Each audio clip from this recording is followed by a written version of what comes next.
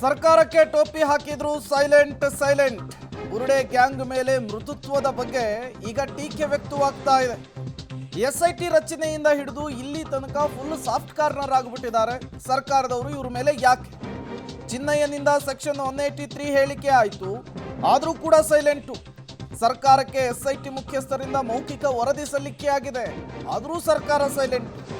ಇಷ್ಟು ದಿನವಾದರೂ ಬುರುಡೆ ಗ್ಯಾಂಗ್ ಮೇಲೆ ಯಾಕೆ ರಾಜ್ಯ ಸರ್ಕಾರ ಕ್ರಮವನ್ನು ಕೈಗೊಂಡಿಲ್ಲ? ಸರ್ಕಾರದ ಮೇಲಿರುವಂತಹ ಒತ್ತಡನ ಬೇರೆ ಏನಾದರೂ ತಾಂತ್ರಿಕ ಕಾರಣನ ಅನ್ನೋದು ಈಗಿರುವಂತಹ ಪ್ರಶ್ನೆ. ಈಗಾಗಲೇ ಕೋರ್ಟ್ನ ಗಮನಕ್ಕೂ ಕೂಡ ಎಸ್ಐಟಿ ಸ್ಪಷ್ಟವಾಗಿ ತಂದಿದ್ದಾರೆ, ಇದೊಂದು ಷಡ್ಯಂತ್ರ, ಇದೊಂದು ಪಿತೂರಿ ಅಂಥೇಳಿ. ಷಡ್ಯಂತ್ರದ ಹಿಂದಿರೋರು ಯಾರು, ಪಿತೂರಿಯ ಹಿಂದಿರೋರು ಯಾರು ಅನ್ನೋದು ಎಲ್ಲರಿಗೂ ಕೂಡ ಗೊತ್ತಿರುವಂತಹ ವಿಚಾರ. ಆರಾಮಾಗಿ ಓಡಾಡ್ಕೊಂಡಿದ್ದಾರೆ. ಅಂಥವರನ್ನ ಬಲಿ ಹಾಕುವಂತಹ ಕೆಲಸ ಈ ಪ್ರಕರಣದಲ್ಲಿ ಯಾಕೆ ಆಗ್ತಾ ಇಲ್ಲ? ಸರ್ಕಾರದ ನಡೆನೆ ಈಗ ಅನುಮಾನಕ್ಕೆ ಕಾರಣವಾಗ್ತಿದೆ. ಮತ್ತಷ್ಟು ಡೀಟೇಲ್ಸ್ ಅನ್ನು ಕೊಡೋದಕ್ಕೆ ನಮ್ಮ ಪ್ರತಿನಿಧಿ ಶ್ರೀನಿವಾಸ್ ನೇರ ಸಂಪರ್ಕದಲ್ಲಿ ಜಾಯಿನ್ ಆಗಿದ್ದಾರೆ. ಶ್ರೀನಿವಾಸ್, ಷಡ್ಯಂತ್ರದ ಪ್ರಕರಣದಲ್ಲಿ ರಾಜ್ಯ ಸರ್ಕಾರ ನಡೆದುಕೊಳ್ತಾ ಇರುವಂತಹ ರೀತಿ ಸಹಜವಾಗಿಯೇ ಅನುಮಾನಕ್ಕೆ ಕಾರಣವಾಗ್ತಾ ಇದೆ. ಒಂದು ಕಡೆ ಕೋರ್ಟ್ನ ಗಮನಕ್ಕೆ ಇವರೇ ತರ್ತಾರೆ, ಇದು ಷಡ್ಯಂತ್ರ ಪಿತೂರಿ ಅಂತ ಹೇಳಿ ಎಸ್ಐಟಿ ಹೇಳಿದೆ. ಮತ್ತೊಂದು ಕಡೆ ಎಸ್ಐಟಿ ಮೌಖಿಕವಾಗಿ ರಾಜ್ಯ ಸರ್ಕಾರದ ಗಮನಕ್ಕೆ ಷಡ್ಯಂತ್ರದ ವಿಚಾರವನ್ನ ತರುವಂತಹ ಕೆಲಸ ಕೂಡ ಆಗಿದೆ. ಹಂಗಿದ್ರು ಯಾಕೆ ಕ್ರಮ ಆಗ್ತಾ ಇಲ್ಲ, ಯಾಕೆ ಡಿಲೇ ಆಗ್ತಾ ಇದೆ, ಏನಿರಬಹುದು ಕಾರಣ ಅಂತ? ಪ್ರೇಮ್, ಒಂದಂತೂ ಸ್ಪಷ್ಟ, ಸರ್ಕಾರ ಯಾರನ್ನೋ ರಕ್ಷಣೆ ಮಾಡುವಂತಹ ಪ್ರಯತ್ನಗಳು ಆಗ್ತಿದ್ದಾವೆ ಅನ್ನುವಂತಹ ಅನುಮಾನಗಳು ಸದ್ಯದ ಮಟ್ಟಿಗೆ ಕಾಡುತ್ತೆ. ಯಾಕಂದ್ರೆ ಈ ಒಂದು ಧರ್ಮಸ್ಥಳ ಕೇಸ್ನಲ್ಲಿ ಚಿನ್ನಯ್ಯ ಒಬ್ಬನನ್ನ ಬಿಟ್ಟು ಇನ್ಯಾರನ್ನು ಕೂಡ ಅರೆಸ್ಟ್ ಅನ್ನ ಮಾಡಿಲ್ಲ. ಇದೊಂದು ಷಡ್ಯಂತ್ರ ಅನ್ನುವಂತ ವಿಚಾರವನ್ನ SIT ಇಂದ ಇಟ್ಕೊಂಡು ಸರ್ಕಾರದ ಭಾಗವಾಗಿರುವ ಮಂತ್ರಿಗಳೇ ಇದನ್ನ ಹೇಳಿದ್ರು.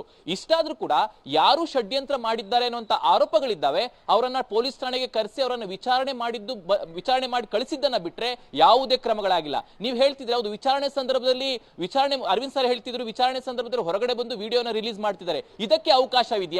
ಇದೆಲ್ಲವನ್ನ ನೋಡಿದ್ರೆ ಯಾರದ್ದೋ ಕುಮ್ಮಕ್ಕಿನಿಂದನೇ ಇದೆಲ್ಲವೂ ಕೂಡ ಆಗ್ತಿದೆ ಅನ್ನುವಂಥದ್ದು ಸ್ಪಷ್ಟವಾಗುತ್ತೆ. ಸರ್ಕಾರವು ಕೂಡ ಯಾರದ್ದೋ ಒತ್ತಡಕ್ಕೆ SIT ರಚನೆ ಮಾಡಿದೆ ಅನ್ನುವಂಥದ್ದು ಇಲ್ಲಿ ಸ್ಪಷ್ಟವಾಗ್ತಿದೆ. ಅದರ ಮುಂದುವರೆದ ಭಾಗವಾಗಿ ಒಂದು ವೇಳೆ ಏನಾದ್ರೂ ಕ್ರಮಕ್ಕೆ ಮುಂದಾದ್ರೆ ಯಾರು ಈ ರಕ್ಷಣೆ ಮಾಡ್ಲಿಕ್ಕೆ ಮುಂದಾಗಿದ್ದಾರೋ ಅವರು ಸಂಕಷ್ಟ ಆಗ್ಬೋದು ಅನ್ನುವಂತ ಲೆಕ್ಕಾಚಾರ ಇದ್ದಂತೆ ಕಾಣ್ತಿದೆ. ಹಾಗಾಗಿ ಸರ್ಕಾರ ಪ್ರಮುಖವಾಗಿ ಕಠಿಣ ಕ್ರಮ ತೆಗೆದುಕೊಳ್ಳೋದಕ್ಕೆ ಮುಂದಾಗ್ತಿಲ್ಲ. SIT ಅವರು ಕೂಡ ಈಗಾಗಲೇ ಮೌಖಿಕವಾದಂತಹ ವರದಿಯನ್ನ ಕೊಟ್ಟಿದ್ದಾರೆ ಅನ್ನುವಂಥದ್ದು ಷಡ್ಯಂತ್ರ ದೊಡ್ಡ ಮಟ್ಟದಲ್ಲಿ ಆಗಿದೆ, ಕ್ರಮಗಳಾಗಬೇಕು ಅಂತ. ಆದ್ರೆ ಸರ್ಕಾರ ಯಾವುದಕ್ಕೂ ತಲೆ ಕೆಡಿಸ್ಕೊಳ್ಳದೆ ಯಾರು ಷಡ್ಯಂತ್ರ ಮಾಡಿದ್ದಾರೆ ಅವರನ್ನ ರಕ್ಷಣೆ ಮಾಡ್ತಿರೋದನ್ನ ನೋಡಿದ್ರೆ ಕೇಸಿನ ದಿಕ್ಕನ್ನ ಬದಲಾವಣೆ ಮಾಡಬೇಕು ಅನ್ನೋ ಹುನ್ನಾರವೇ ಸರ್ಕಾರದ ಭಾಗವಾಗಿರುವಂತಹ ಯಾರದೋ ಮನಸ್ಸಿನಲ್ಲಿ ಇರಬಹುದು ಅಂತ ಅನ್ಸುತ್ತೆ. ಜನರು ಕೂಡ ಇದೇ ಪ್ರಶ್ನೆಯನ್ನ ಕೇಳ್ತಿದ್ದಾರೆ. ಸರ್ಕಾರ ಮುಂದೆ ಯಾವ ಕ್ರಮಗಳನ್ನ ತೆಗೆದುಕೊಳ್ಳುತ್ತೆ ಅನ್ನುವಂಥದ್ದನ್ನ ಕಾದ್ ನೋಡ್ಬೇಕಾಗುತ್ತೆ. ಹಾಗೆ ಸಂಪರ್ಕದಲ್ಲಿರಿ ಶ್ರೀನಿವಾಸ್, ನಿಮ್ ಜೊತೆ ಮತ್ತೆ ಮಾತನಾಡ್ತೀನಿ. ಆಯ್ತಪ್ಪ, ಈಗ ಸುಪ್ರೀಂ ಕೋರ್ಟ್ ಚೀಮಾರಿ ಹಾಕಿರೋ ವಿಚಾರ ಮುಖ್ಯವಾಗಿ ಗೃಹ ಇಲಾಖೆಗೆ ಮಾಹಿತಿ ಬರಬೇಕಾಗಿತ್ತು, ಬಂದಿಲ್ಲ. ಓಕೆ, SIT ಅವ್ರು ಏನು ಮಾಡ್ತಾ ಇದ್ರು? ಎಲ್ಲ ತನಿಖೆನೂ ಎಲ್ಲ ಆ್ಯಂಗಲ್ನಲ್ಲೂ ಮಾಡಿದಾರಲ್ಲ. SIT ಅವ್ರು ಏನು ಮಾಡ್ತಾ ಇದ್ರು? ಕೋರ್ಟ್ ಹೇಳಿದ್ರು ಅಂತಂದ್ಬಿಟ್ಟು ನಾವು ವಿಚಾರಣೆ ಮಾಡ್ತೀವಿ. ಸುಪ್ರೀಂ ಕೋರ್ಟ್ ಏನು ಹೇಳಿತ್ತು? ಮಂಗಳೂರು ಕೋರ್ಟ್ ಹೇಳೋದಲ್ಲ, ಸುಪ್ರೀಂ ಕೋರ್ಟ್ನಲ್ಲಿ ಬುರುಡೆ ಗ್ಯಾಂಗ್ಗೆ ಚೀಮಾರಿ ಹಾಕಿತ್ತು. ತಿಂಗಳುಗಟ್ಟಲೆ ತನಿಖೆ ನಡೆಸಿದ್ದಾರೆ SIT ಅವರು. SITಗೆ ಇದ್ರ ಬಗ್ಗೆ ಕೊಂಚ ಮಾಹಿತಿನೂ ಇಲ್ಲ.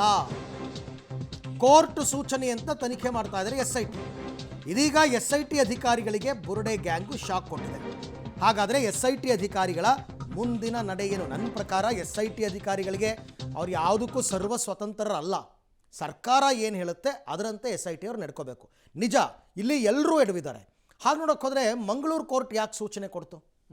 ಈಗ ಮಂಗಳೂರು ಕೋರ್ಟ್ನ ನ್ಯಾಯಾಧೀಶರ ಮುಂದೆ ಚಿನ್ನಯ್ಯ 164 ಸ್ಟೇಟ್ಮೆಂಟ್ ಕೊಟ್ಟರು. ಅದಾದ ನಂತರ SITಗೆ ಇದ್ರ ತನಿಖೆ ಮಾಡಿ ಅಂತ ಕೋರ್ಟ್ ಯಾಕೆ ಹೇಳ್ತಾ ಇತ್ತು?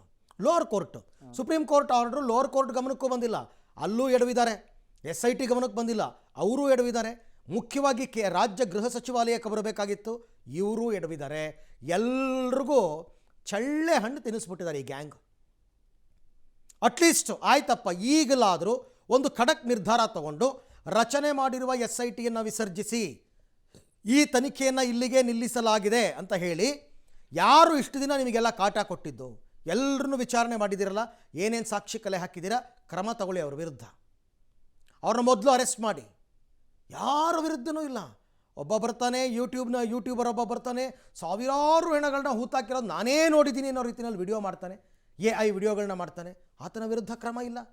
ಸರ್ಕಾರದ ಕೃಪಾಶೀರ್ವಾದ ಇವರೆಲ್ಲರ ಮೇಲಿದೆ ಅಂತಕ್ಕಂಥದ್ದು ಬಹಳ ಸ್ಪಷ್ಟವಾಗಿ ಹೇಳ್ಬೋದು.